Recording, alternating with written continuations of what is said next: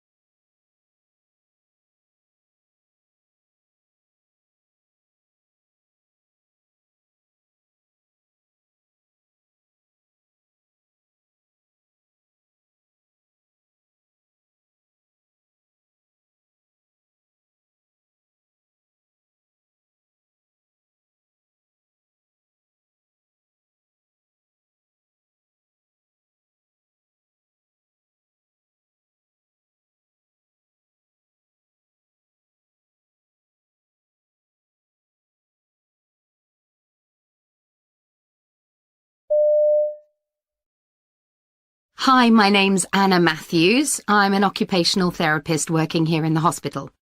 In a moment, I'm going to present a case study to you to show you the type of work I do. But first, let's think about what we understand by occupational therapy and the part it plays in patients' recovery. In simple terms, therapists like me help patients of all ages to participate in the things they want or need to do, through the therapeutic use of a range of recognised activities. For example, this could be helping patients who are recovering from illness or injury to regain skills and get back to work. Or it could be supporting older adults who are going through physical and cognitive changes. What I always have to keep in mind, however, is what the individual wants to achieve. I always say that a doctor's first question is, "What's the matter with you?" Whereas my first question is, "What matters to you?" Now, onto my case study. It involves a patient called Ted, a 60-year-old man whose motorbike was in collision with a car.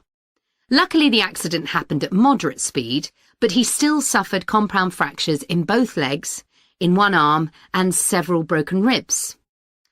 When I first met him, after 2 weeks in hospital, he was physically and emotionally broken. After all, not only was his mobility in question, but much more importantly, so was his style. Doctors had told him that he might never be able to squeeze into his motorbike leathers again. So he'd given up. Imagine how he must have felt. One day, totally independent, and the next, suddenly unable to do things anymore. Ted showed little interest in receiving treatment. Some colleagues at the hospital took the view that if he stubbornly refused to help himself, there was little they could do. It was his right, they said.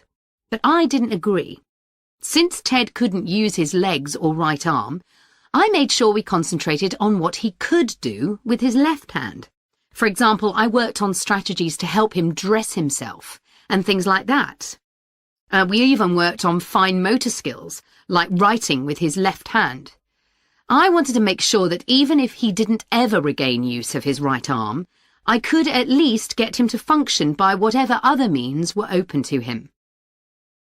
So, how did my therapy help? Well, I worked with Ted on his hands, putting playing cards on a table and getting him to pick one up, which he couldn't do. But he then resorted to sliding the cards off the table and picking them up that way, finding a way of compensating for what he couldn't do. He'd become upset about what he felt was his lack of progress.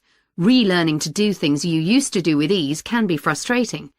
But in time, I got him to see that if he didn't work with me, then he'd stay as he was for the rest of his life. That was a big motivating factor. Ted had therapy for 8 months, and he had his ups and downs. For example, the day when he finally had the plaster casts removed from his legs. He built it up in his mind into a great step towards independence. In reality, of course, it wasn't. He was still unable to stand because he'd lost a lot of strength, and the doctors were still predicting he'd remain in a wheelchair. Although I'd warned him about all this, that moment still came as a big disappointment. But strangely, when something like that happens, it can be a turning point. Like many patients, Ted became even more determined to regain mobility after that. Anyway, you'll be delighted to know that Ted's story had a happy ending. He's now back at home and back at work too. Learning to walk again took every ounce of energy he had.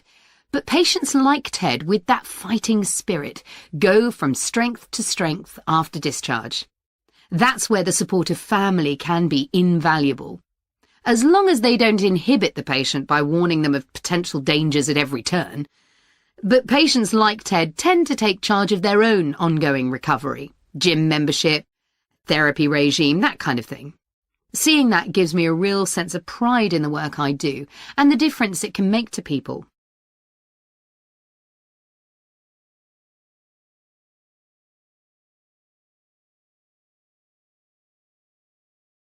That is the end of Part C.